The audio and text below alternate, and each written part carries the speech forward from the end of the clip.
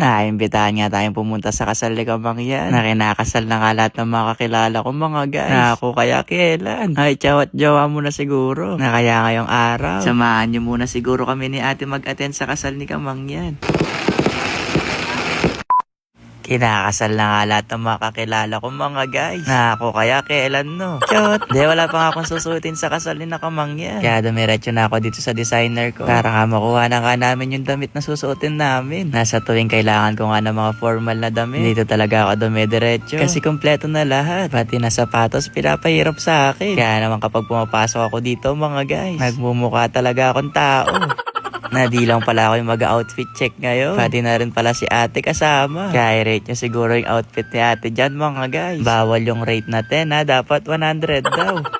Ang ganda nga ng mga damit namin. Kaya naman nagpaalam na rin kami kay Sir Rob. Kasi medyo malayo-layo pa kayong pupuntahan. Pero syempre bago tayo pumunta sa kasalan, magpapaayos muna tayo. Para magmukha talaga tayong tao mga guys. Yung team pala ni Aljon yung mag-aayos sa amin ngayon. Ang sabi ko nga sa kanila, simpleng ayos lang. Huwag na nilang masyadong pakaganda si ate. Kasi baka ligawan doon. At baka akalain siya yung kakasal ng mga guys. Shot! Na di ko nga nakilala yung ate ko dito. Na madalang lang din kasi talaga itong mag-ayos. Kaya naman siguro kapag ikakasal to, paghahandaan siguro namin. At dapat magkapit-bahay pa rin kami. Kasi pag nilayo talaga sa akin to, lagot sa akin yung asawa niya. Chot! Ako muna siguro yung mauuna mag-asawa, no? Ay, ba't pag-aasawa yung voice over ko dito? Wala ka pa nga jowa, chot. Pag-aasawa na kagad yung nasa isip mo.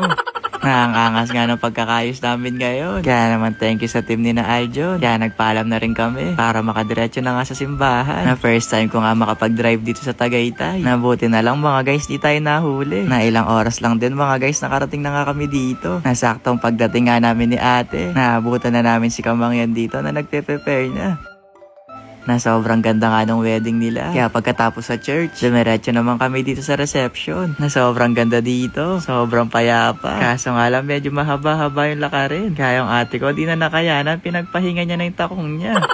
Kaya dito sa reception, nagpalit na siya ng rubber shoes. Na mahaba naman daw yung palda niya, kaya hindi naman daw halata. Ang ganda nga dito. Parang gusto ko yata magpakasal talaga. Jowa na lang pala yung kulang. Pero kung dito gagawin, parang ang layo, no? Na POV, kunwari kakasal na ako dyan, no? At hinihintay kitang maglakad.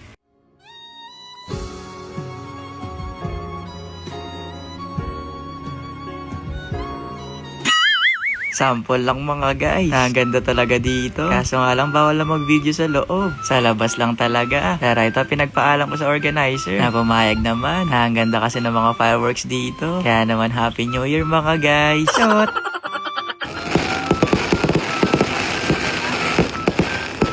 Meron din pala akong regalo dito na bago nga ako umalis kanina, binili namin to ni ate. Na sana magustuhan nga to ng bagong kasal. Na sana magamit nila to sa bagong bahay. Na sobrang busy nga nila. Kaya naman dito ko na lang din inabot. Kasi dito rin naman yung mga nagbigay na regalo. At eto na nga yung bagong kasal. Congratulations sa inyo. Na ako na daw yung next mga guys. Pero bawal pa. Na sobrang bait nga nila. Okay, sana maraming pang blessings na dumating sa inyo. Na shoutout pala kay Lester. Na shoutout kay Mami Ganda. Kina Moshi. Kaya naman siguro mga guys, hanggang dito na lang ha. Ayun lang. Bye-bye!